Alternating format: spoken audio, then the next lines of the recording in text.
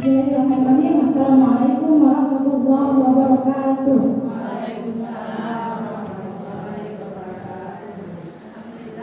Alhamdulillahirrahmanirrahim. Salatu wassalamu ala asyrafil anbiya'i wal mursalin wa ala alihi wa sahbihi ajma'in.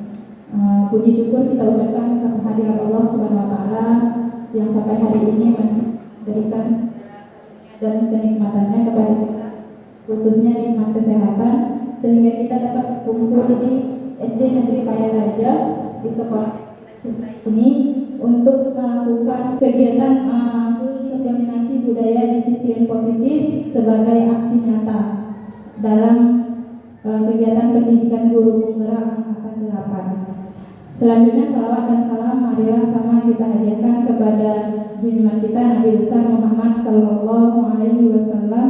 Allahumma shalli wa sallim wa barik alaihi. Semoga dengan memperbanyak salawatnya kita mendapatkan syafaatnya di yaumil akhir kelak. Amin, amin ya rabbal alamin. Yang saya hormati Ibu Neti Sumarni selaku Kepala Sekolah SD Negeri Paya Raja. Yang saya hormati Bapak Ibu Guru beserta staf tata usaha dan jajarannya di SD Negeri Paya Raja. Yang saya hormati Bapak Ibu Guru dari SD Sukamulya Paya Raja yang sengaja sebagai moderator. Selanjutnya kata sambutan dari Ibu Neti Sumarni selaku Kepala Sekolah. Kepada Bu Neti saya persilahkan. Assalamualaikum warahmatullahi wabarakatuh. Alhamdulillahirabbil alamin. Wassalatu wassalamu ala sayyidina Muhammadin wa ala alihi wa sahbihi ajma'in. Pertama-tama mari kita panjatkan puji syukur kehadirat Allah Subhanahu wa taala yang mana pada siang hari ini kita dapat berkumpul yaitu guna mengikuti praktek kerja nyata ya Ibu Rahmi Pratiwi dalam guru penggerak angkatan ke-8. Dan tak lupa pula selawat dan salam kita aturkan kepada Nabi besar kita Muhammad sallallahu alaihi wasallam yang telah mengantarkan umat manusia dari alam jahiliyah ke alam yang berilmu pengetahuan. Yang saya hormati Ibu selaku guru penggerak Ibu Rahmi Pratiwi, dan yang saya hormati juga guru-guru dari SD Negeri Paya Raja dan SD Negeri Sukamulya Paya Raja. Jadi di sini kita mengikuti bagaimana Bu Rahmi memaparkan sebuah modul yang akan sama-sama kita dengarkan, yaitu dalam guna untuk menilai bagaimana Ibu Rahmi ya selaku guru penggerak. Jadi kita di sini nanti boleh bertanya, ada sesi bertanya. Di sini ada sesi bertanya. Jadi kita di sini saya selaku kepala sekolah sangat mendukung sekali kegiatan yang dilaksanakan oleh Ibu Rahmi Pratiwi, dan suatu kebanggaan bagi saya bahwasanya guru kita dari SD Negeri Paya Raja lulus dalam suatu guru penggerak. Jadi guru penggerak itu agak sulit ya Bu ya. Jadi kita alhamdulillah punya guru penggerak di sini. Jadi itu saja yang bisa saya sampaikan. Akhir kata, wabillahi taufiq wal hidayah. Assalamualaikum warahmatullahi wabarakatuh. Terima kasih kepada Bu Neti yang telah memberikan kata sambutannya. Selanjutnya yaitu kita akan mengikuti pelatihan ini yang akan dijelaskan oleh calon guru penggerak kita yaitu Ibu Rahmi Pratiwi. Kepada Ibu Rahmi saya persilahkan. Bismillahirrahmanirrahim. Assalamualaikum warahmatullahi wabarakatuh. Kayaknya lemes ya. Udah siap jadi lemes. Saya ulangi ya salamnya. Assalamualaikum warahmatullahi wabarakatuh. Waalaikumsalam warahmatullahi wabarakatuh. Alhamdulillahirabbil alamin. Wassalatu wassalamu ala asyrofil anbiya'i wal mursalin wa ala alihi wa sahbihi ajma'in. Puji syukur kita ucapkan kehadiran Allah Subhanahu wa taala di mana hari ini kita bisa berhadir di ruangan ini di SD Negeri Paya Raja bersama-sama dalam keadaan sehat ya untuk mengikuti kegiatan dari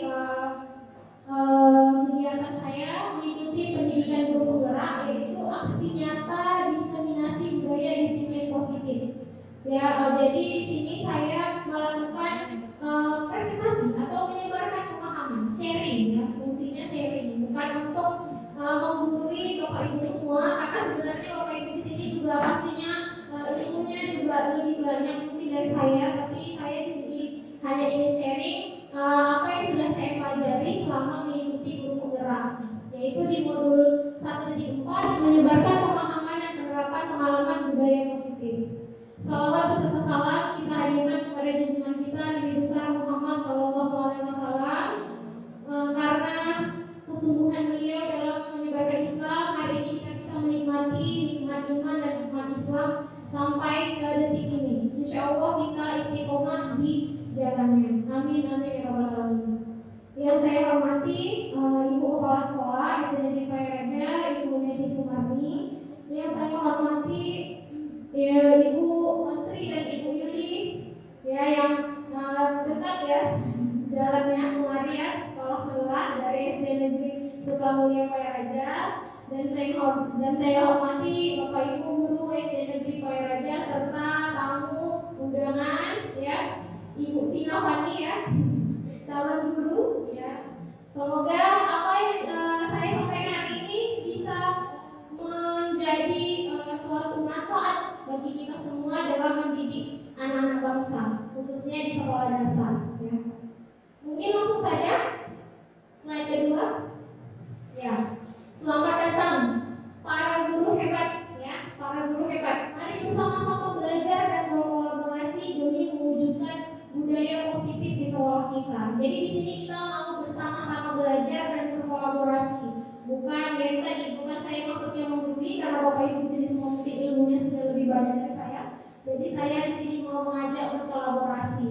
Dalam apa? Dalam materi budaya positif. Konsep inti dari materi yang akan saya bawakan hari ini adalah ada 6 ya. Yang pertama perubahan paradigma pembelajaran. Yang kedua disiplin positif. Kemudian nilai-nilai kebajikan, kebutuhan dasar manusia. Dilanjutkan dengan motivasi perilaku manusia, posisi kontrol guru, keyakinan kelas, dan segitiga restitusi. Lanjut Bu. Nah, yang pertama ini tentang pembelajaran dengan paradigma baru. Kalau ada paradigma baru berarti ada paradigma lama. Paradigma itu apa? Paradigma itu pemahaman, kepercayaan, keyakinan kita tentang pembelajaran. Jadi kalau katanya paradigma baru, paradigma lama seperti apa? Kan seperti itu. Jadi sekarang sesuai dengan yang dikatakan oleh yang disampaikan oleh Bapak Menteri Pendidikan, Pak Nadiem Makarim, itu sekarang kurikulumnya itu kurikulum namanya kurikulum merdeka. Berarti kita memerdekakan murid. Mungkin sebelumnya kita kurang memerdekakan murid ya. Jadi di paradigma baru ini yang ditekankan adalah pembelajaran berdiferensiasi. Pembelajaran berdiferensiasi itu maksudnya apa? Kita ini belajarnya berpihak pada murid dengan cara apa? Kita lihat diferensiasi itu artinya perbedaan. Jadi murid itu nggak sama. Murid itu beda-beda. Kecepatannya beda dalam memahami materi, bakat dan minatnya berbeda, ya kan? Kemudian apalagi yang berbeda? Karakteristiknya berbeda, gaya belajarnya berbeda. Jadi kita itu yang mau kita pahami sekarang dari murid. Paradigma itu yang mau kita pahami. Paradigma berdiferensiasi. Nah, standar nilainya apa? Standar nilainya itu ya profil pelajar Pancasila, itu kompetensinya. Ya, jadi dalam berdiferensiasi itu yang mau kita bentuk adalah profil pelajar Pancasila. Ada 6: bertakwa, beriman, bertakwa kepada Tuhan Yang Maha Esa dan berakhlak mulia. Kemudian kebinekaan global, mandiri, bergotong royong, bernalar kritis dan kreatif. Ini mungkin sudah pernah disampaikan pada saat pelatihan kurikulum merdeka ya, tentang profil pelajar Pancasila. Lanjut.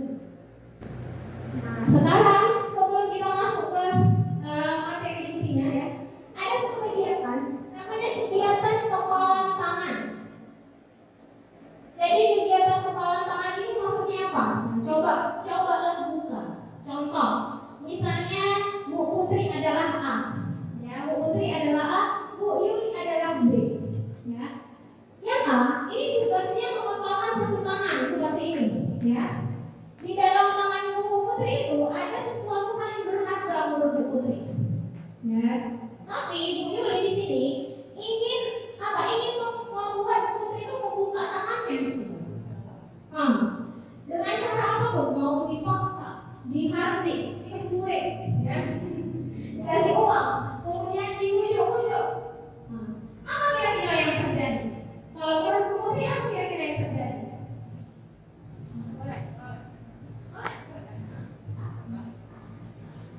Ada dua kemungkinan Bu Ami. Bisa terjadi memang akan mengikuti membuka tangan, kepala tangan. Bisa jadi tetap teguh pendirian, tetap mengepalkan tangan. Benar ya, memang ada dua kemungkinan. Jadi bisa jadi Bu Putri ini terbujuk, ya kan? Misalnya Bu Putri lagi butuh duit, dari uang, dikasih uang sama Bu Yuli, 1 juta nih Bu, buka tangan, gitu kan? Udah lah, apa yang buka, ya. Gitu ya. Tapi di sini pertanyaannya adalah sebenarnya yang punya kontrol atas peristiwa tersebut itu siapa? Bu Putri atau Bu Yuli? Siapa?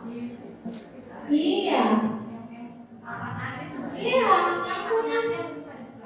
Iya benar. Yang punya kontrolnya memang Bu Putri atau sebagai orang yang mengepalkan tangan. Mau itu kita, mau dia itu dibujuk, dia bisa aja nggak membuka. Mau dikasih 1 miliar, kalau dia nggak mau juga dia nggak mau buka. Seperti itu. Jadi itu maksudnya kontrol.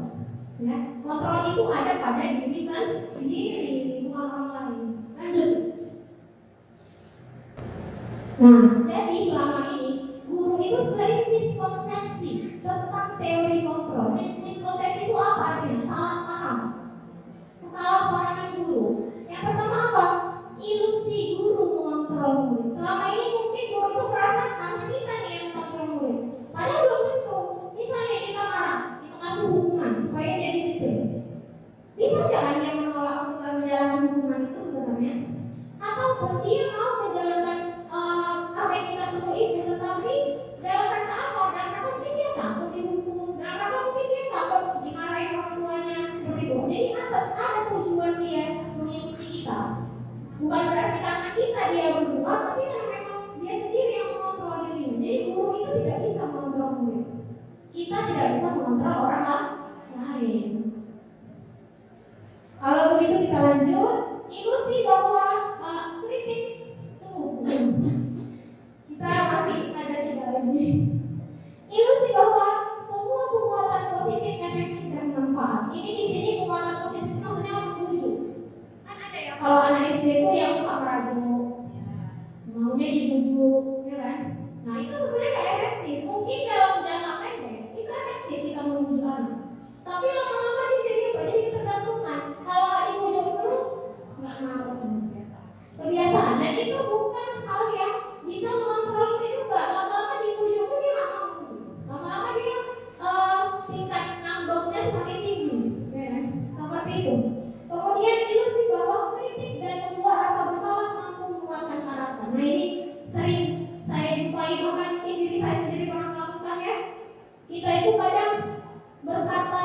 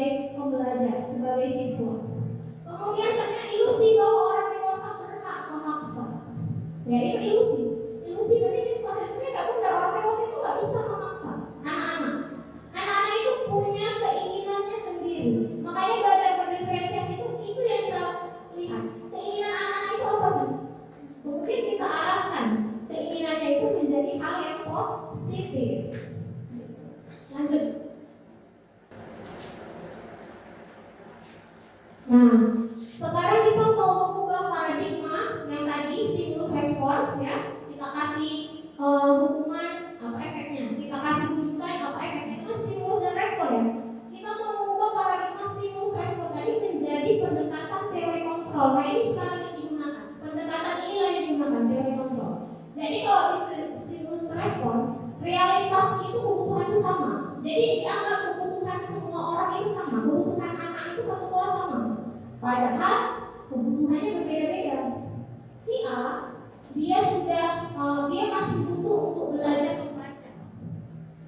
Nah, si B mungkin dia butuhnya bukan itu.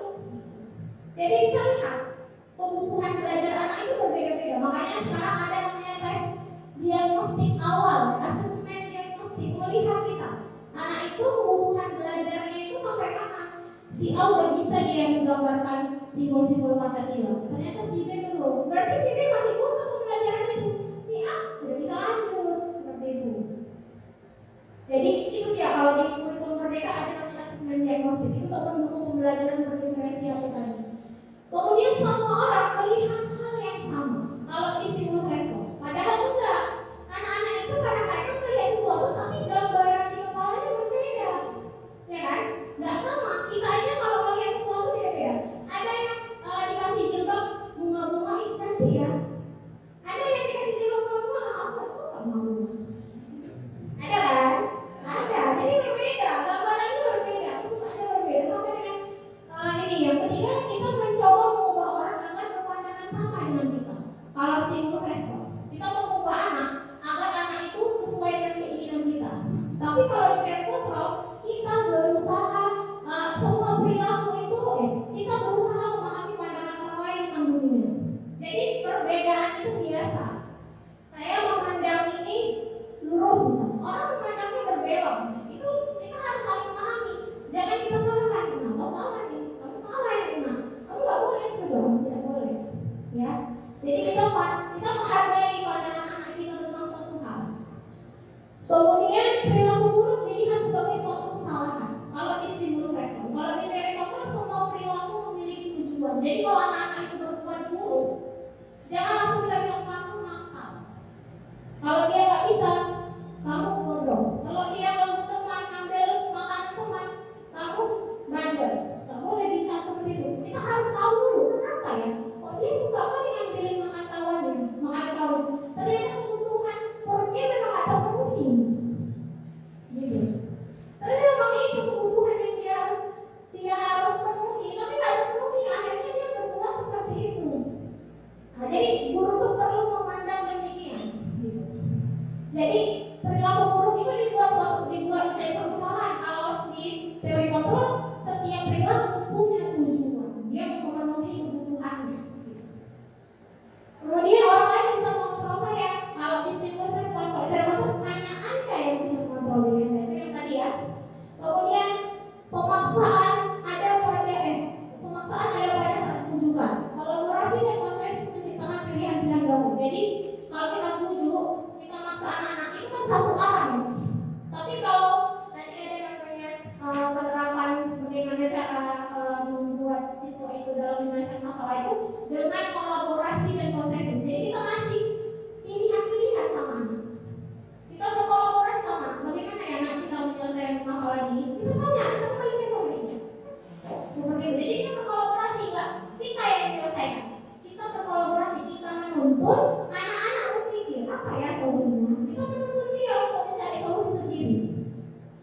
Kemudian model berpikir menang kalah dan model berpikir menang-menang. Kalau seorang guru yang suka hukum, kita ngasih hukuman, anak murid kita nurut, yang menang siapa? Gurunya. Tapi anaknya kalah, dia merasa rendah diri, dia merasa terhukum, dia merasa nggak percaya diri, dia merasa takut, merasa sedih, mungkin bisa terbawa pulang, mungkin terbawa 10 tahun lagi jumpa sama kita ya. Ibu itu dulu pernah menghukum saya waktu saya terlambat dihukum karena bendera. Ingat dia sampai dewasa, sampai tua. Tapi kalau dengan teori kontrol, kita tuh benar-benar dengan menang. Itu tadi kita berkolaborasi. Gurunya pun bisa mendapatkan, gurunya bisa menuntut anak mengambil konsekuensinya, mengambil solusi permasalahannya. Anak pun diajak gitu. Dia mengerti, dia iya memang dari saya itu. Solusinya memang dari saya. Saya terima seperti itu. Jadi dua-duanya menang. Anak mendapat pembelajaran, guru berhasil membentuk karakter anak.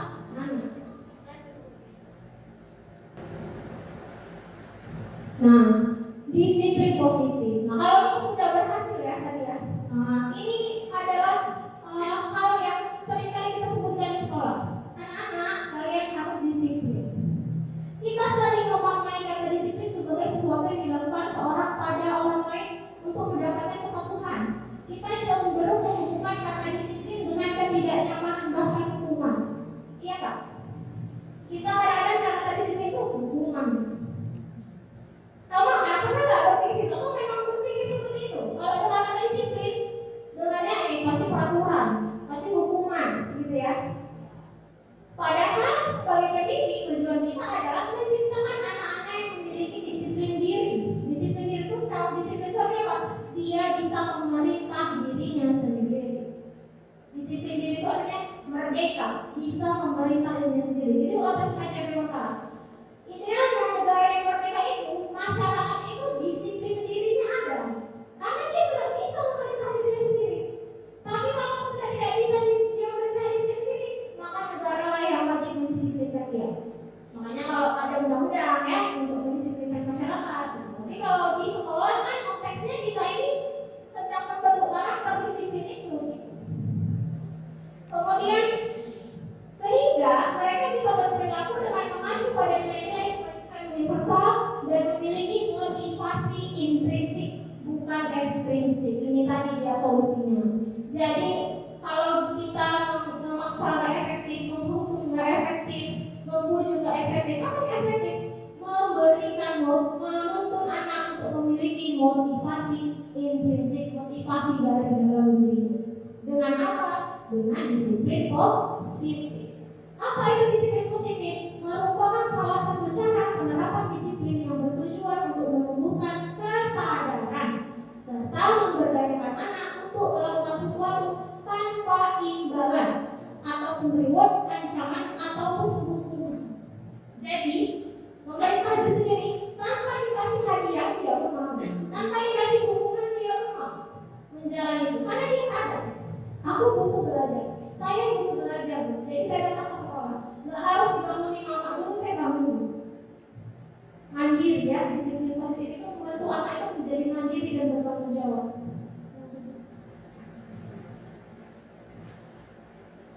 Nah, disiplin positif itu berdasarkan dari nilai-nilai kebajikan universal. Artinya nilai-nilai yang memang diakui oleh seluruh dunia tanpa memandang status agama, budaya, ya ras dan sebagainya.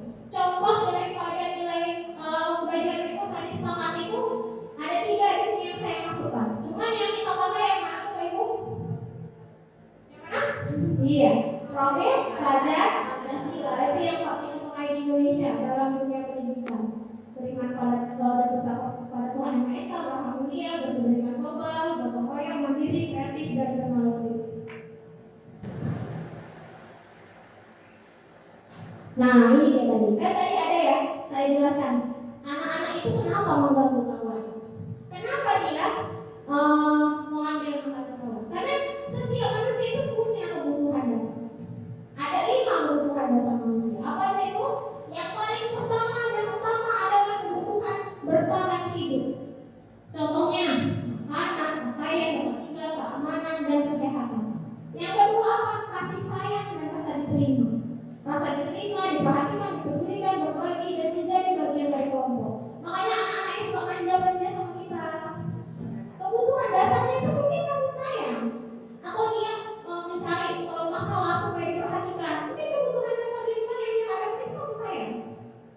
Ya, kemudian penguasaan, harga diri, keinginan untuk memimpin, keinginan untuk berprestasi, dianggap dan diakui. Ini biasanya anak-anak ini kalau disuruh siapa mau jadi ketua? Tunjuk tangan pasti, langsung angkat tangan. Kenapa? Karena dia memang butuh untuk bisa punya harga diri. Makanya anak-anak itu suka dipuji kan, oh pintar, keren, bagus. Kenapa? Karena dia terus merasa dia, oh ya aku mampu, aku bisa ya. Senang dia, terus semangat dia belajar. Gitu. Itu salah satu kebutuhan, penguasaan, kompetensi. Kemudian kebebasan. Mandiri, memiliki pilihan dan dapat mencoba hal baru. Ada anak-anak yang kalau belajar main-main, dia bosan. Oh iya,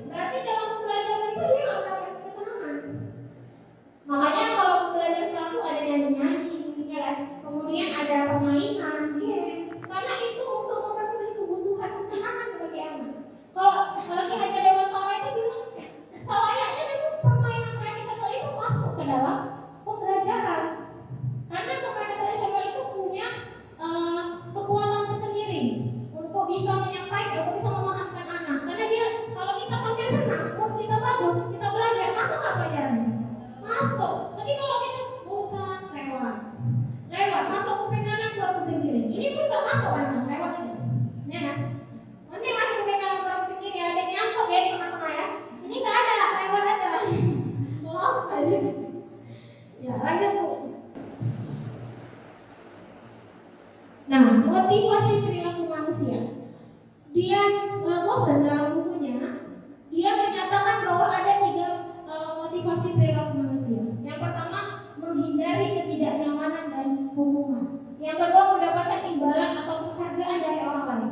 Yang ketiga, menghargai nilai-nilai kebajikan dari diri sendiri. Menurut Bapak Ibu, yang mana yang idealnya?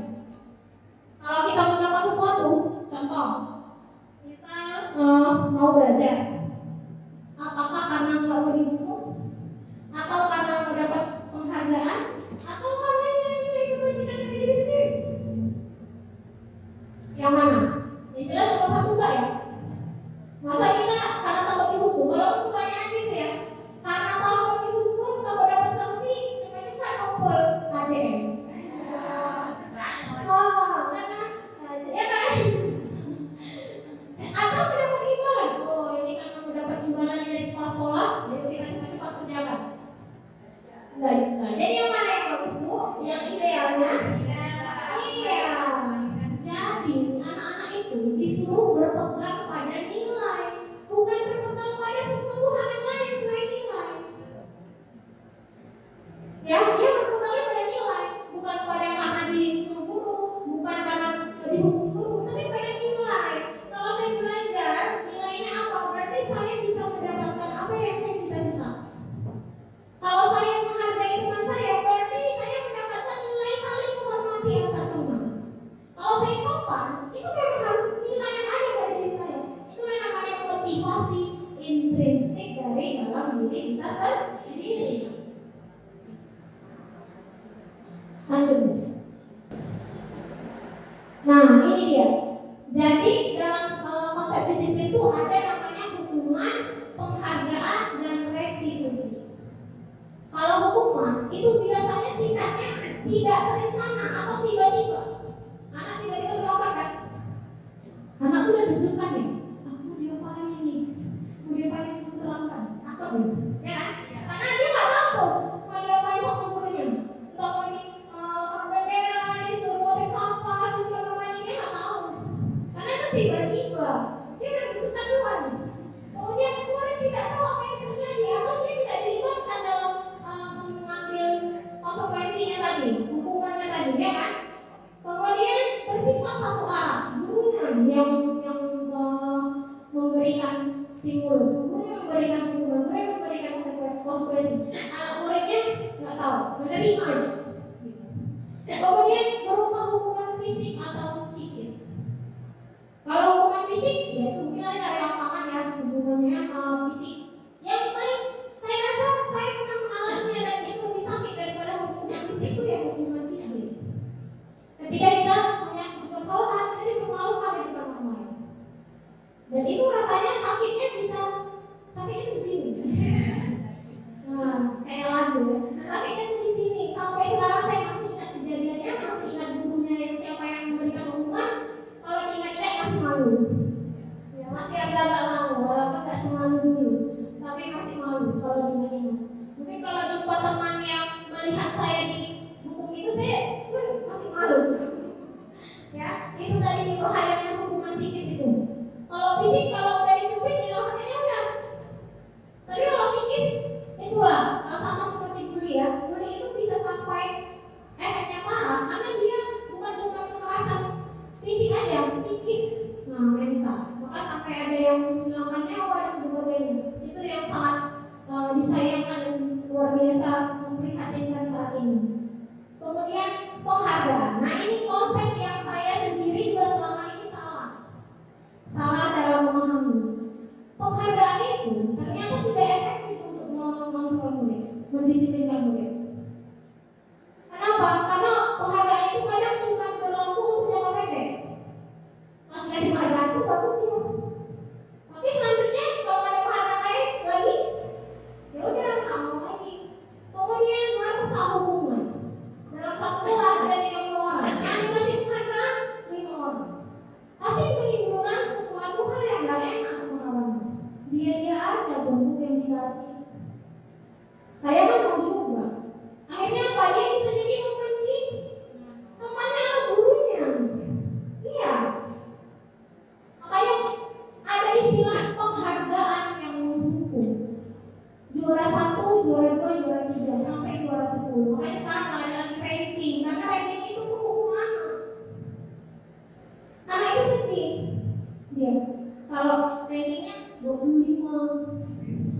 Kalau muridnya 38 rankingnya. Nah, jadi memang di kurikulum mereka ini dihapuskan karena penghargaan itu kadang mendukung bagi orang-orang yang tidak mendapatkan penghargaan. Iya Pak, setuju kira-kira? Iya, penghargaan itu mendukung bagi orang-orang yang tidak mendapatkan. Kenapa di kelas itu konsepnya bukan berkompetisi, tapi memberdayakan perbedaan murid supaya bisa mencapai tujuan profil Pancasila tadi. Di kelas itu tujuannya bukan untuk berkompetisi. Di kelas itu adalah untuk memberdayakan perbedaan murid supaya mencapai profil Pancasila tadi. Jadi nggak cuma 1, 2, 3 murid yang pintar-pintar, tapi semuanya. Iya. Kalau seandainya di kelas itu berkompetisi, setiap hari dia berkompetisi, lelah kita kalau berkompetisi setiap hari, capek. Secara psikis kita capek kalau harus berkompetisi setiap hari. Beda ya kalau olimpiade, nah itu kompetisi, ya. Berlomba guru prestasi, nah itu kompetisi. Tapi kalau dalam satu lingkungan sekolah, guru nggak perlu berkompetisi, tapi berkolaborasi. Semua guru itu harus bagus, nggak cuma 1, 2 aja. Kemudian orang bahas hak menghargai dirinya.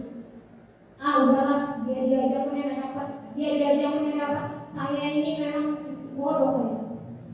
Karena saya nggak pernah dapat penghargaan. Saya nggak pernah dapat hadiah. Jadi rendah diri anaknya itu. Harga dirinya jadi turun gitu. Bisa jadi seperti itu. Nah ini teori menurut si dosen tadi ya, teori penghargaan. Teori penghargaan. Kemudian ada konsep identitas sukses. Tadi gagal ya. Hukuman dan penghargaan itu identitas gagal. Nah ini identitas sukses. Apa itu? Konsekuensi dan restitusi. Nah konsekuensi itu sifatnya terencana, disepakati sesuai peraturan. Tapi murid dibuat tidak nyaman. Misal ada anak nggak CPR. Kamu tahu kan konsekuensi kamu nggak CPR apa? Kamu apa? Mengerjakan PR di luar. Nyaman kan ya? Enggak, tetap memberikan rasa tidak nyaman konsekuensi itu. Memang bisa merubah karakter anak. Besok-besok mau ngerjakan PR lah, nggak mau lagi lah ngerjakan PR gitu ya. Tapi ya itu, dia merasa tidak nyaman gitu. Kemudian sikap guru selalu meminta murid, pegang buku catatan. Kalau terlambat berapa kali kamu datang terlambat? 5 kali, kurang nilai poin 10. Berapa kali kamu mengganggu kawan? Kurang bintangnya. Kamu bagus ya kasih bintang 5, itu ternyata memang identitas sukses, tapi bukan yang paling efektif. Inilah paradigma lama ya, paradigma lama konsekuensi. Nah sekarang ada yang namanya restitusi. Nah restitusi itu efeknya baik untuk murid. Kenapa? Karena bisa membuat murid itu bertanggung jawab atas perilakunya, fokus pada pemecahan masalah jangka panjang. Murid menghormati dirinya dan orang lain. Dia memegang kontrol atas dirinya sendiri. Murid bersemangat memperbaiki kesalahan. Nah, apa itu restitusi? Ini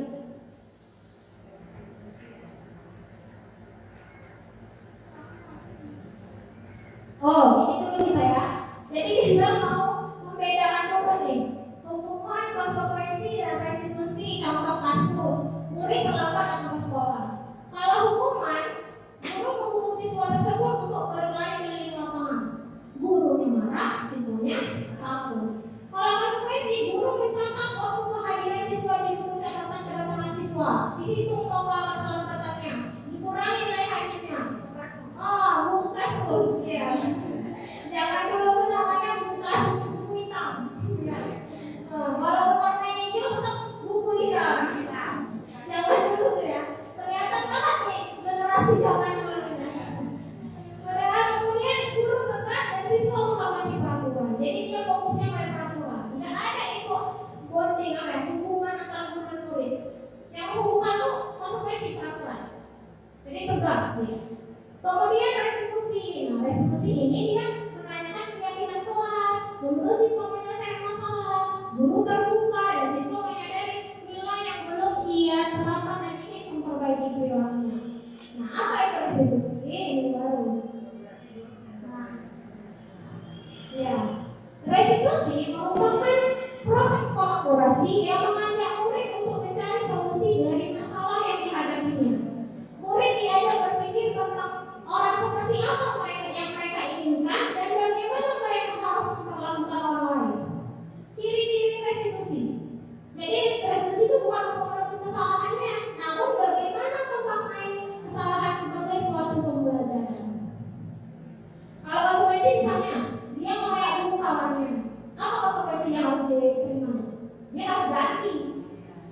tapi kalau restitusi, dia memang ganti, tapi kita ajak dulu dia berkolaborasi. Kenapa dia harus ganti? Karena dia udah melanggar keyakinan ke kelas. Jadi Bu, karena saya udah melanggar, jadi saya mengganti gitu. Nah, itu dia bedanya. Anak itu yang menyebutkannya sendiri. Nah, dia yang menyebutkannya sendiri. Guru tugasnya apa? Nuntun. Nah, udah.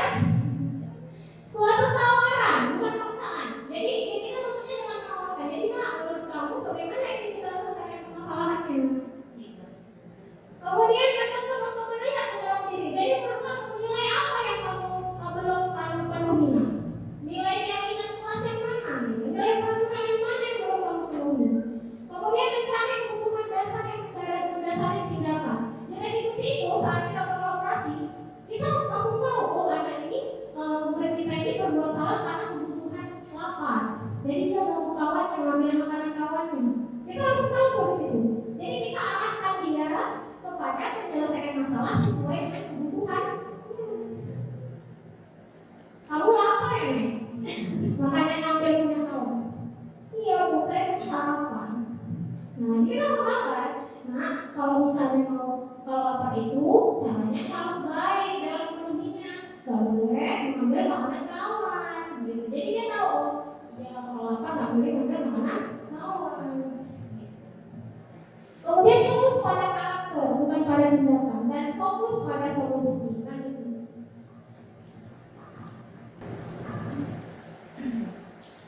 ini dia, ini juga penting ya. 5 posisi kontrol guru. Nanti saya tanya nih. Jangan takut, jangan deg-degan. Yang pertama adalah posisi penghukum. Yang kedua posisi pembuat rasa bersalah. Yang ketiga posisi teman. Yang keempat posisi pemantau. Yang kelima posisi manajer. Nah, contoh penerapan posisi kontrol. Kasus, kita langsung masuk ke contohnya ya. Siswa tidak mengerjakan tugas yang diberikan oleh guru. Kalau sebagai posisi hukum, langsung pakai sini Nak. Harap bendera 1 jam. Hukum. Langsung dia memberikan hukuman. Ya, supaya anak itu jerah. Niatnya baik, supaya jerah. Tapi apa yang terjadi sama anak? Ya kan? Kemudian membuat rasa bersalah. Inilah berapa kali ibu harus memberitahu kamu. Kamu selalu saja mengecewakan ibu. Ngomongnya lembut, kurang lembut, tapi buat anak merasa bersalah. Kemudian teman. Ini biasanya nih kalau di SMA banyak ya guru-guru yang sebagai anak kok di SD ada mungkin ya kalau guru-guru muda ya atau sama anak-anak kelas 6 gitu ya kan. Ada kadang-kadang kita memposisikan diri sebagai teman. Ayo Nak, yang penting tolonglah ibu kali ini. Udah nggak apa-apa lah. Lain kali jangan dilakukan lagi ya. Posisi teman ini kadang-kadang membuat anak itu enaknya sama ibu itu aja. Disuruh guru lain dia nggak mau. Karena dia merasa akrab sama ibu itu aja. Gitu. Makanya nggak efektif ya. Kalau kita sebagai guru menjadi posisi teman, lanjut dulu udah. Walau apanya yang bisa pulang. Kalau memantau, kamu tidak mengerjakan tugas yang ibu berikan. Kamu tahu konsekuensinya kan?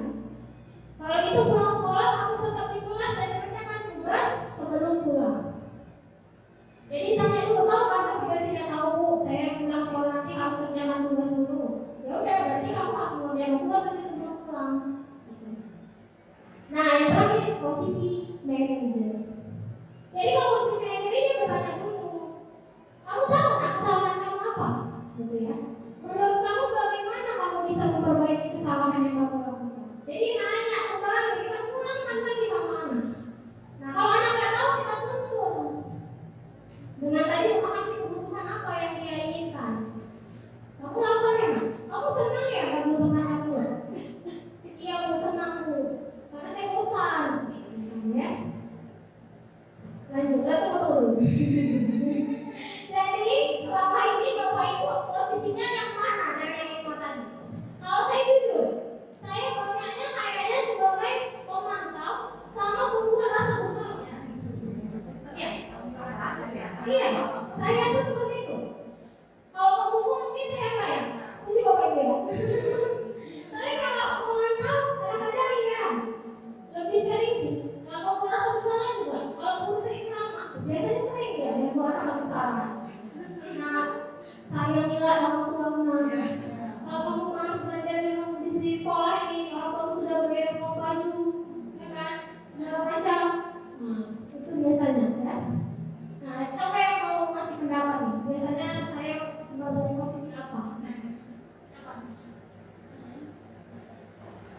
Ya, Ibu Putri. Iya, jadi kalau misalnya saya pribadi di kelas tuh suka ngasih yang jadi gurunya itu sebagai pemberi rasa bersalah pada siswa. Jadi suka kayak bikin anak-anak itu oh iya ya merasa bersalah, tertekan. Akhirnya itu tertekan gitu ya orangnya. Terus itu selain itu pemantau nggak sih, jarang, justru malah jarang, tapi lebih sering ke teman gitu. Jadi yaudah nggak apa-apa deh, nanti lain kali jangan lagi ya gitu. Tapi masalahnya gimana solusinya biar mereka tetap jadi atau merubah yang mereka lakukan gitu. Kalau misalnya kita menjadikan atau memposisikan diri kita sebagai manajer, itu tuh jangka waktunya untuk mengubah anak tuh pendek atau panjang, cepat atau lama. Ini sekalian tanya jawab nggak apa-apa ya.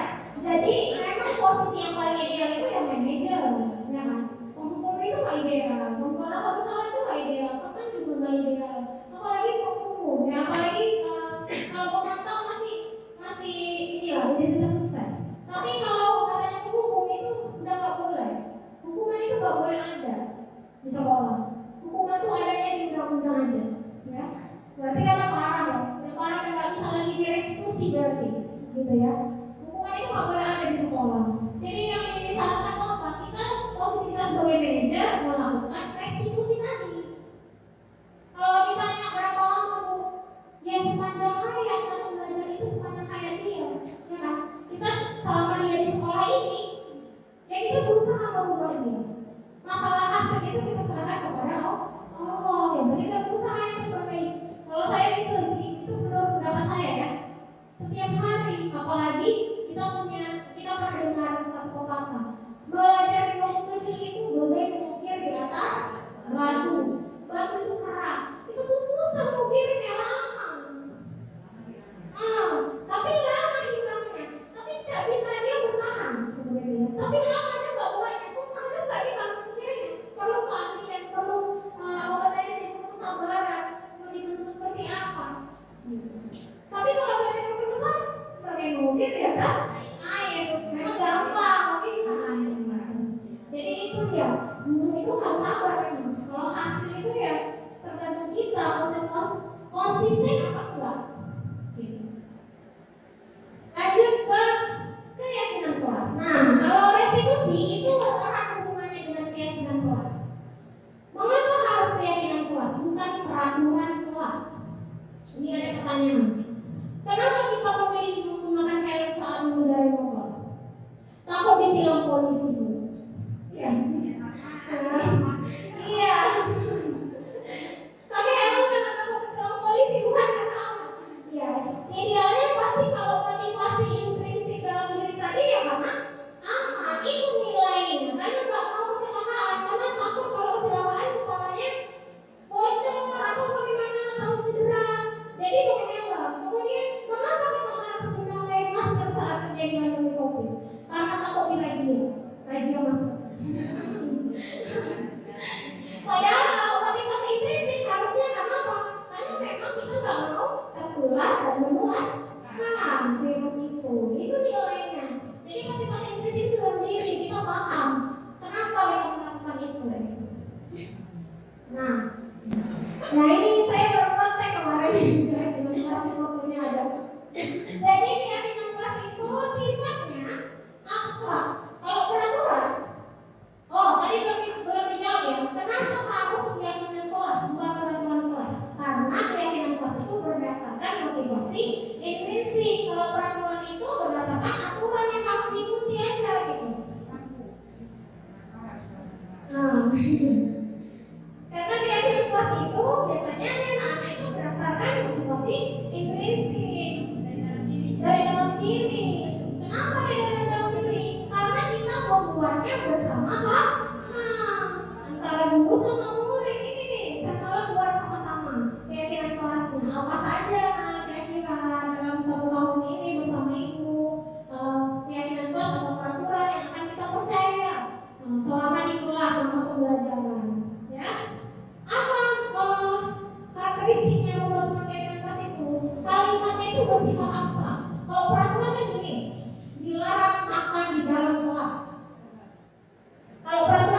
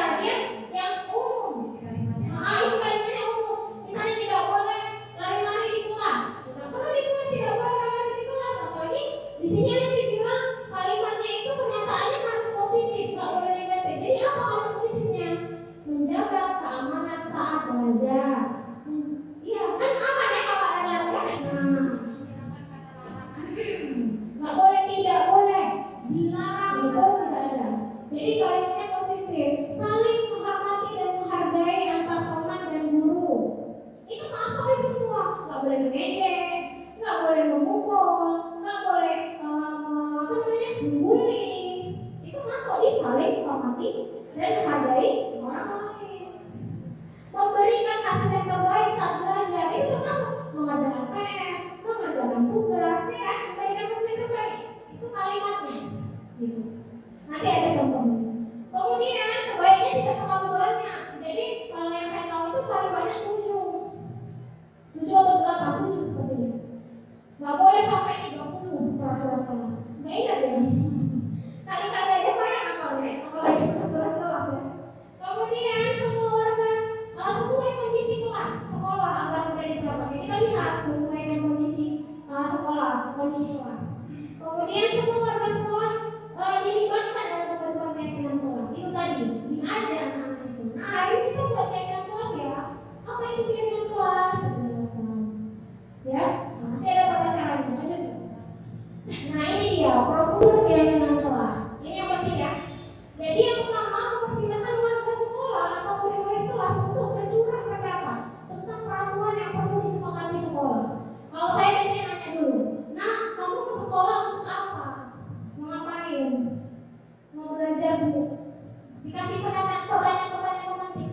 Menurut kamu kelas yang enak itu yang seperti apa? Yang aman itu seperti apa? Nanti mereka jawab. Yang ada, yang gak ribut bu, yang tenang bu, yang gak ide-idean bu. Mereka awalnya nanti akan membuat pendapat atau mencurahkan pendapat dengan kalimat negatif. Nanti kita ubah jadi kalimat positif. Kemudian disusun keyakinan kelas sesuai prosedur keyakinan kelas. Nah diganti. Kalau anak-anak tadi bilang tidak boleh lari-lari, kita ganti jadi menjaga keamanan. Nanti anak-anak bilang tidak boleh ribut, sama menjaga keamanan. Tidak boleh mengejek bu di kelas, jadi saling menghormati misalnya. Harus mengerjakan tugas bu, berarti memberi hasil yang terbaik, bertanggung jawab boleh, ya kita ganti. Kemudian tinjau ulang keyakinan kelas bersama. Yang kedua mencatat semua masukan-masukan. Salah ya ini tadi ya. Yang kedua mencatat masukan dulu. Kalau udah kita catat masukan dari anak-anak tadi yang kalimatnya positif dan negatif, kita ubah jadi kalimat positif. Kemudian habis itu kita tinjau ulang. Udah cocok belum? Udah pas belum kira-kira? Kemudian setelah keyakinan sekolah atau kelas dibuat, maka semua warga kelas disuruh meninjau ulang, menyetujui dan menandatangani. Kalau saya kan anak SD belum mau tanda tangan, jadi pakai cap jempol. Ya, cap jempol kayak warna-warni, ngecek. Memang keluar modal ya kan. Tapi kan seru ya. Nah, sedikit tapi bermakna. Kita mengeluarkan sedikit tapi bermakna. Kemudian keyakinan kelas selanjutnya dilakukan di kelas di tempat semua orang mudah melihatnya. Jadi kalau nanti ada yang kira-kira punya masalah, kita tinggal nanya keyakinan kelas yang mana yang kamu langgar atau yang kamu belum penuhi. Nanti dia nanya nomor 3. Jadi bagaimana nak solusinya? Nah, nanti buat solusi sendiri. Gitu. Kira-kira bagaimana? Lanjut. Jadi solusinya itu dari anak itu sendiri. Iya, dari anak itu sendiri. Lanjut dulu. Oh udah. Emang apa ya? Peka. Gak kayak disuruh udah lanjut. Peka memang. Apa tuh kalau bahasa kerennya? Aduh, lupa nanti ya. Salah satu yang punya kelas selalu bersikap positif ini tadi. Bersikap positif artinya apa ya? Sopan, gak marah-marah, baik-baik semuanya. Kemudian senantiasa menjadi diri yang terbaik. Jadi dia kalau tahu aku harus senantiasa menjadi diri yang terbaik, berarti ke depan kelas itu dia mau mengerjakan tugas itu dia yang terbaik. Itu harapannya. Kemudian percaya dan menghormati orang lain serta barang miliknya. Artinya kalau pinjam dibalikin. Nggak perlu nih peraturan itu kita buat. Kalau pinjam barang kawan dikembalikan lagi, nggak perlu. Cukup ini aja. Menghargai orang lain serta barang miliknya. Orangnya dihargai, barang-barangnya juga dihargai. Kemudian berkomitmen terhadap setiap tugas dan senantiasa membantu. Ini contoh kalimat keyakinan kelas yang secara umum tadi abstrak tapi mencakup. Nggak perlu banyak-banyak. Ya, lanjut. Nah, masalah kelas segitiga restitusi. Segitiga restitusi adalah suatu proses dialog atau kolaborasi antara guru dan siswa dalam rangka mencari solusi dari permasalahan siswa yang bertujuan untuk membentuk karakter siswa yang mandiri dan bertanggung jawab. Jadi itu tadi yang saya jelaskan, restitusi itu kolaborasi antara guru dan siswa untuk mencari solusi. Ya, ada 3 langkah. Yang pertama apa? Menstabilkan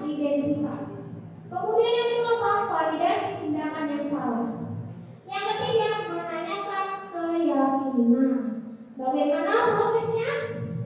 Lanjut Bu.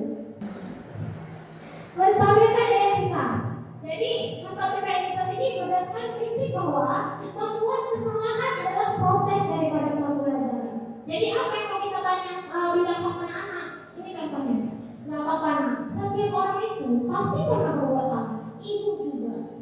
Yang awalnya dia marah-marah, yang awalnya dia nangis, kita stabilkan dulu identitasnya. Nggak apa-apa nak. Setiap orang itu pasti berbuat salah. Ibu juga berbuat salah. Dan sekarang ya karena manusia itu senantiasa berbuat salah.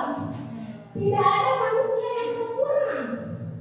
Kemudian ibu di sini tidak ingin mencari siapa yang salah atau siapa yang benar. Kalau misalnya ada dua yang berantem, nah ibu di sini nggak mau cari siapa yang salah atau siapa yang benar. Karena kalau kayak gitu kita bilang dia nyalahin itu, dia tuh bu, nah, gitu ya. Kita bilang ibu di sini nggak mencari siapa yang salah dan siapa yang benar. Yang dicari adalah solusi. Lanjut. Validasi tindakan. Kalau tadi udah stabil identitasnya, kemudian kita memvalidasi tindakan yang salah dari anak kita. Berdasarkan prinsip bahwa setiap perilaku memiliki tujuan untuk memenuhi suatu kebutuhan. Jadi pada tindakan ini kita tengok, kita lihat anak-anak itu melakukan itu, kira-kira dia memenuhi kebutuhan yang mana ya dari 5 kebutuhan dasar tadi? Kesenangan, penguasaan, kebutuhan pokok, kebutuhan dasar, kebutuhan inti, kemudian apa lagi? Tadi ada 5 kebutuhan dasar ya. Yang mana? Kira-kira dari kesalahan yang masalah yang dibuat anak itu yang mana kebutuhan yang dia inginkan? Kemudian apa kalimat yang bisa satu kalimat yang bisa disampaikan kepada anak? Kamu pasti punya alasan ya buat itu. Kemudian kamu bisa saja melakukan hal yang buruk dari ini, tapi kamu nggak melakukannya. Nah itu bukan bersyukur. Misalnya dia di kamu kawan, dia cuma main aja, padahal kan bisa aja gitu. Nah jadi kita puji ya. Nah, kamu bisa aja melakukan yang lebih parah dari ini, tapi itu kamu nggak melakukan itu, kamu cuma melakukan ini aja. Kemudian ibu tahu kamu melakukannya karena ini mempertahankan sesuatu yang penting bagi kamu. Misal awalnya barangnya direbut kawan. Iya, ibu tahu kamu seperti itu karena kamu mempertahankan barangnya. Kita mengerti perasaan dia. Kemudian kamu merasa senang ya melakukan itu. Tapi mencari kesenangan jangan sampai merugikan orang lain. Misal jaga-jaga kawan, senang dia kawannya jatuh, ketawa dia. Tapi mencari kesenangan kan nggak harus dengan itu, bisa yang lain. Kita arahkan anak-anak itu.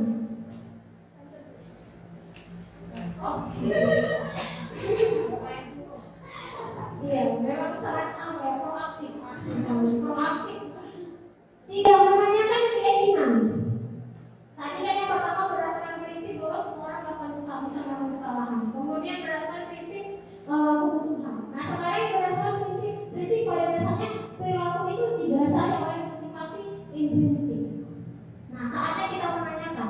Dan kita tahu, kemudian kita stabilkan, dan tahu kita kebutuhannya, kita tanyakan. Jadi apa keyakinan kelas kita? Dikasih tahu dulu. 1, 2, 3, 4, 5, 6, 7, 8. Nah kemudian menurut kamu keyakinan kelas mana yang belum kamu penuhi? Kamu ingin menjadi orang seperti apa? Saya ingin menjadi orang yang baik. Kalau gitu apa kira-kira solusi atau gambaran yang ideal untuk menyelesaikan permasalahan kamu? Nanti dia ngomong ya. Seperti itu. Nah, sebelum menutup ada sedikit video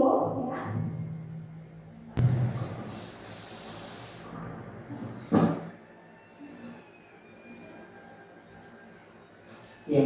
Ini contohnya ya. Sudah lama nggak ketemu? Kenapa harus ada di sini? Kesel pak, kesel banget. Masa aku dikatain tua fitnah pak? Ya aku marah lah. Aku gak dikatain mereka di depan kelas. Kesel banget. Oh begitu. Ya pasti kamu marah dan kesal. Bapak juga akan marah apabila ada yang menuduh bapak seperti itu. Kemudian pada saat itu kamu mau melakukan apa? Ya saya langsung ngatain mereka lah pak. Kesel banget. Saya bentak-bentak dia di depan teman-teman lain. Oh begitu. Pasti kamu melakukan seperti itu karena suatu alasan tertentu kan? Iyalah, saya diam saja pak.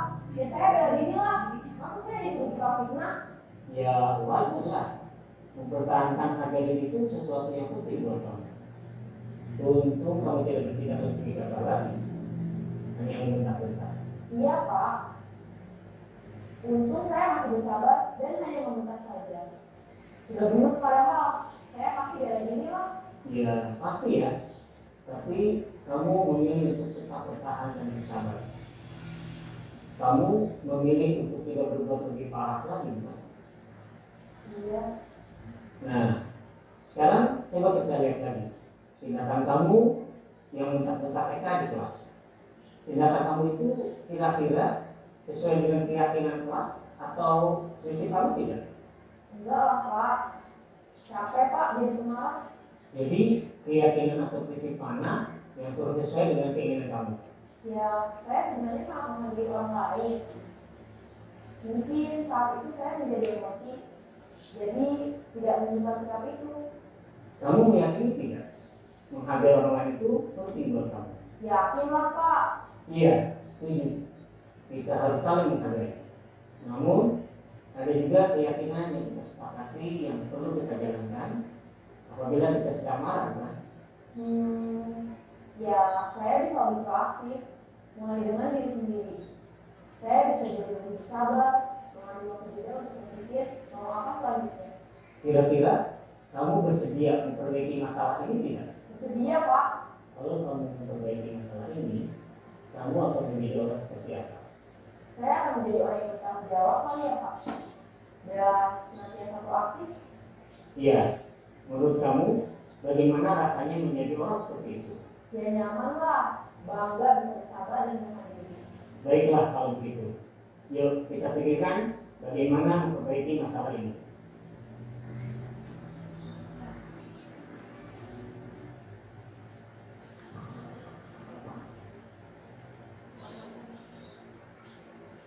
Ya, itu tadi salah satu contoh. Ya, itu kalau di kelas tinggi. Karena kalau di kelas rendah itu berbeda ya. Kalau di kelas rendah itu kata-katanya harus halus, lembut, penuh puji-pujian, sesuai dengan karakter anak kelas 1. Nah, fasenya sesuai dengan fase perkembangannya. Kalau kelas tinggi mungkin bisa kita ajak berpikir. Kalau kelas rendah ngajaknya sederhana aja. Ya, sederhana aja. Hal-hal kecil-kecil aja. Lagi pun pasti kesalahannya juga kesalahan sederhana. Nggak sampai memfitnah seperti tadi ya. Nggak sampai mengejek yang seperti tadi. Tapi kira-kira setelah nonton video tadi tergambar tidak Bapak Ibu? Bagaimana restitusi? Setelah nonton tadi tergambar tidak? Langkah-langkah awal yang dari mulai menstabilkan identitas, validasi kesalahan sampai menanyakan keyakinan. Tergambar ya kira-kira ya. Sampai di sini maka selesailah penyampaian materi saya.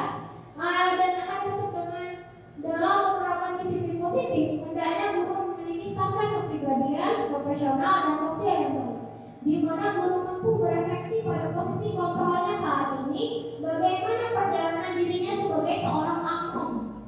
Among itu kalau di dalam Ki Hajar Dewantara, filosofi Ki Hajar Dewantara itu sistem among. Guru itu among muridnya. Itu apa? Ingarso Sungtulodo, Madiya Mangkorso, dan Tuturi Handayani. Itu sistem among.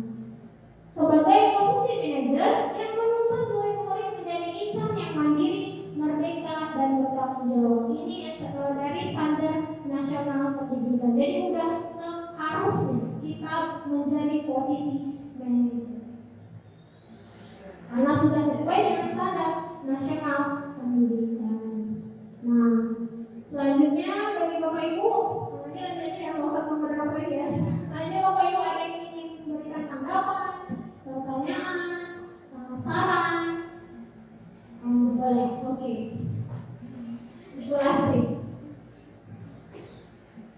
Assalamualaikum warahmatullahi wabarakatuh. Baiklah, saya ingin bertanya sedikit mengenai pembahasan yang sudah dipaparkan oleh Bu Rahmi mengenai bagaimana kalau seandainya seorang guru terkadang suka memberikan ultimatum kepada muridnya. Contoh seperti ini. Siswa sudah bisa menulis, hanya saja perlu pantauan, ya, ibu ya. Kemudian ini sudah kita pantau, tapi kalau tidak ditemui tidak menulis seperti itu. Jadi kemudian seorang guru mengatakan seperti ini, ayolah nak ditulis, kalau nggak selesai nanti ibu suruh main seperti itu. Kalau itu hanya ucapan saja berarti, tapi udah waktunya main, tetap keluar main seperti itu. Jadi apakah itu baik bagi seorang guru memberikan ultimatum seperti itu? Nah, kemudian yang kedua, tadi kan ada disinggung sedikit mengenai pendidikan karakter seperti itu kurang.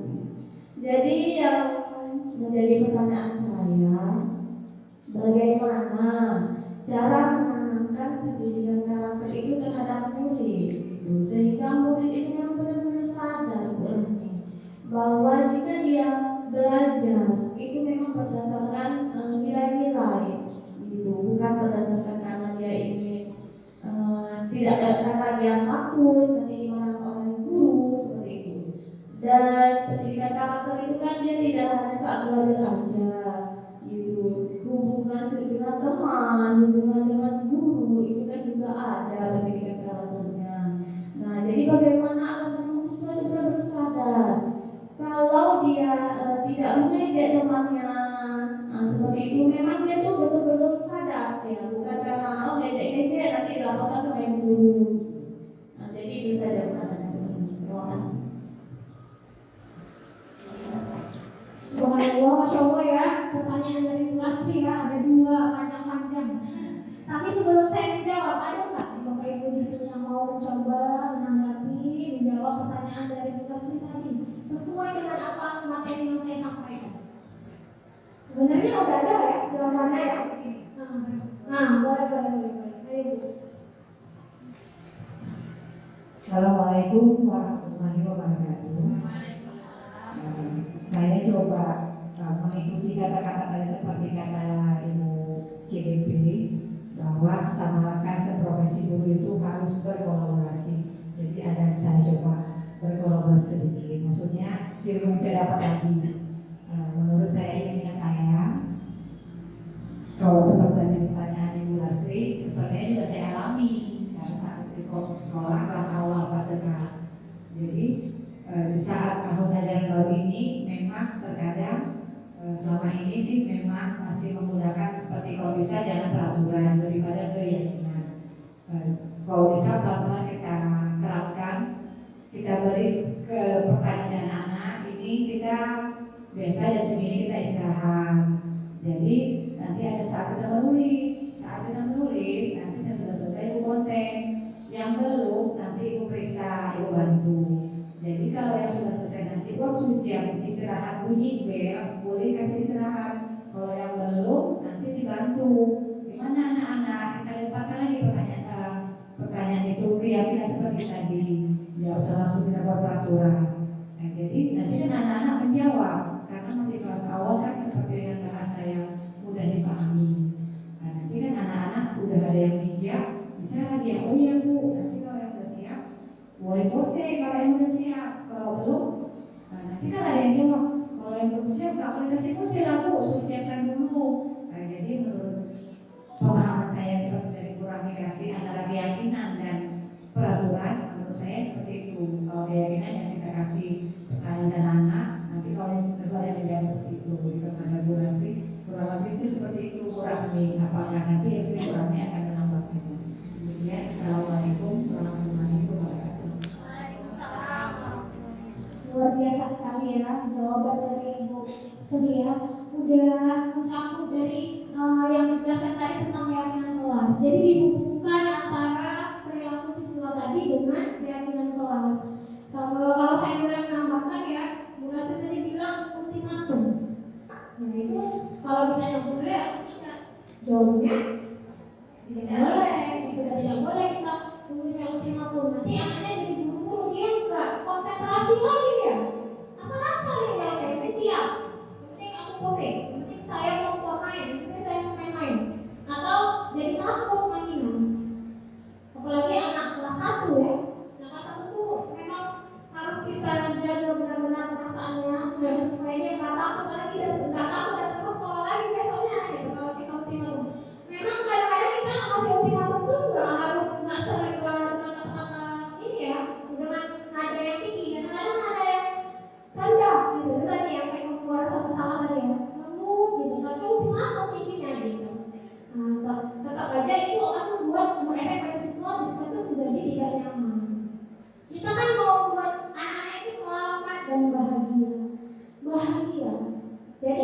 harus kita yang bersabar ya. Ya dia kalau harus siap kan dia sebenarnya udah dapat konsekuensinya ya. Jadi waktu prosesnya jadi makin sedikit ya kan. Nah karena dia udah tahu nanti tuh kalau ini karena udah siap ya nulis. Teman kamu udah siap jajan, kamu belum gitu. Gak apa-apa ya nak ya, besok bisa lebih cepat lagi mengerjakannya. Kita seperti itu aja lah kalau menurut saya ya. Kemudian pertanyaan yang kedua tadi tentang bagaimana caranya supaya anak-anak itu pendidikan karakter itu bisa diterapkan di sekolah. Ya itu tadi yang pertama dengan cara membuat nilai, ya nilainya dulu dibuat. Di kelas itu keyakinan kelas apa? Keyakinan sekolah apa? Kalau nggak ada patunnya, nggak ada nilai yang mau kita terapkan, apa yang kita terapkan nambah? Ya. Jadi nilainya dulu dibuat. Kemudian nilainya dibuat bukan sendiri, tapi bersama anak-anak. Jadi kalau kayak kemarin kita buat visi itu kita buat bersama. Kita ingat jadi. Terus kita juga anak-anak. Kalau kayak gitu dibuat bersama, kita ingat jadi. Kalau anak kelas 1 kan paling keyakinan kelasnya nggak terlalu ribet ya. Ya, mereka pasti ngomongnya nggak boleh ribet bu, nggak boleh lari bu, gitu. Terus kolaborasi dengan yang dibilang Ibu Sita di kolaborasi antar guru. Jadi nggak cuma di kelas aja, di luar kelas, di luar kelas juga kegiatannya juga ibaratnya sama guru lain juga berkolaborasi, gitu ya. Kemudian dari pembelajaran. Nah, dari pembelajaran juga penting. Itu tadi menanam karakter itu dari pembelajaran justru yang paling utama. Pembelajaran yang bervariasi, menyenangkan, berdiferensiasi, bermakna, mengambil permainan-permainan tradisional itu bisa juga menanamkan karakter. Kerja kelompok, kolaborasi antar siswa itu membentuk karakter. Seperti itu. Jangan selalu tugas individu, itu nggak membentuk karakter, kolaborasinya nggak dapat nanti. Jadi Bu bisa kelas 1 berkolaborasi antar teman, bisa, tapi tugasnya yang disesuaikan. Misalnya tugasnya menyusun 1, 2, 3, 4, 5, 10 gitu kan bisa berkolaborasi dia ya. Mungkin sederhana, tapi kerja samanya itu yang membentuk karakter. Gitu. Menyusun puzzle, misalnya bareng-bareng. Gitu. Bisa bahasa kelas rendah itu bisa berkelompok, bisa berkolaborasi, tapi tergantung tugasnya, apa yang kita berikan. Gimana Bu Lastri, atau ada Bapak Ibu lain yang mau menambahkan? Ada lagi pertanyaan Bapak Ibu? Sudah mewakili. Jadi kita mengadakan? Oh ada lagi. Ini sumbang saran ini. Oh ya boleh.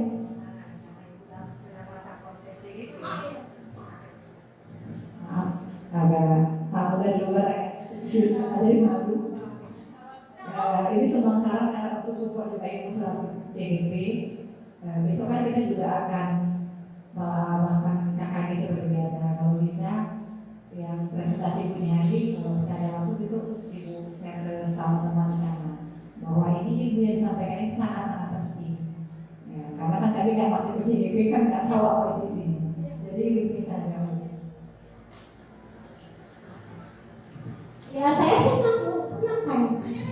Sangat senang bisa menyebarkan pemahaman. Kalau kata salah satu teman saya, Bu saya dulu, ilmu itu ibaratkan bara api yang kita tunggu. Panas. Kalau kita panas kita tunggu aja. Kita lepas, kita lempar. Iya. Kita tuh nggak pengen nikmat sendiri. Gerak pas ngapain ngasih tahu itu. Pengen kali ngasih tahu orang, pengen kali menyebarkan sama orang gitu. Ya ilmu itu seperti itu. Jadi kalau ilmunya banyak disimpan, mungkin ilmunya udah bambu ya, mendingin ya. Harusnya dipanaskan lagi. Kereta itu tiap hari harus dipanasin ya. Pohon aja harus disiram supaya subur. Kita juga manusia. Keimanan, keyakinan, percaya kita harus senantiasa disiram. Terima kasih kepada Bu Sri, Bu Lastri atas tanggapannya, Bu Putri juga tadi atas saran, pertanyaan yang telah diberikan. Ya, dengan berakhirnya tanggapan dari Bu Sri tadi, maka pada itu juga aksi nyata nomor 1.4 diseminasi budaya positif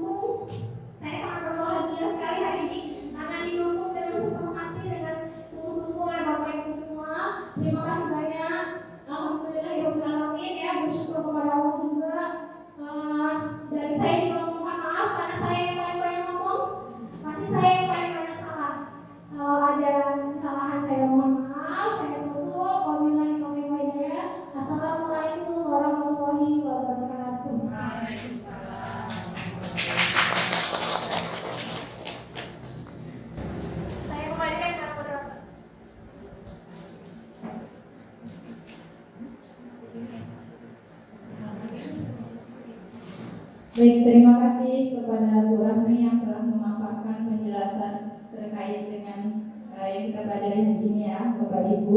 Masya Allah sekali, hebat sekali Bu Rahmi. Semoga kita bisa sama seperti Bu Rahmi ya kan. Amin. Dan bisa mendapatkan pengetahuan yang diajarkan Bu Rahmi hari ini dengan baik, bisa kita terapkan, bisa kita lakukan di dalam kelas kita masing-masing. Dan terima kasih kepada Bapak Ibu serta tamu yang telah mengikuti acara hari ini dengan baik, mengikuti dengan seksama. Mungkin hanya itu yang dapat saya sampaikan. Terima kasih. Saya akhiri akhir kalam. Billahi bisa dilihat. Assalamualaikum warahmatullahi wabarakatuh.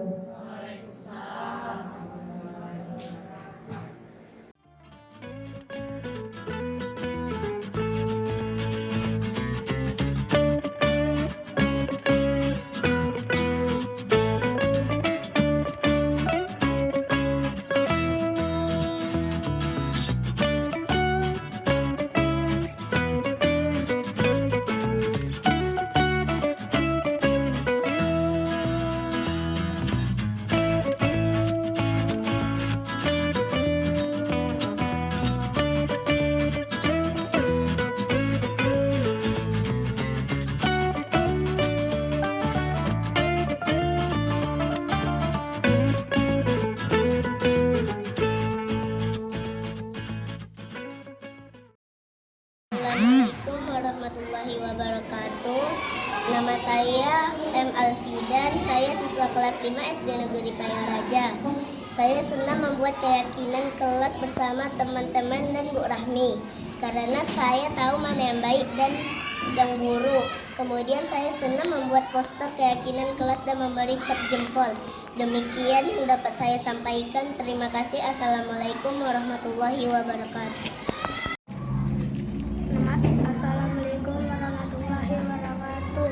Nama saya Emma Istasabri. Saya kelas 5. Nama sekolah saya SD Negeri Payaraja. Saya senang berkeyakinan kelas. Semenjak pada keyakinan kelas, saya lebih jadi disiplin. Demikian yang saya sampaikan. Assalamualaikum warahmatullahi wabarakatuh.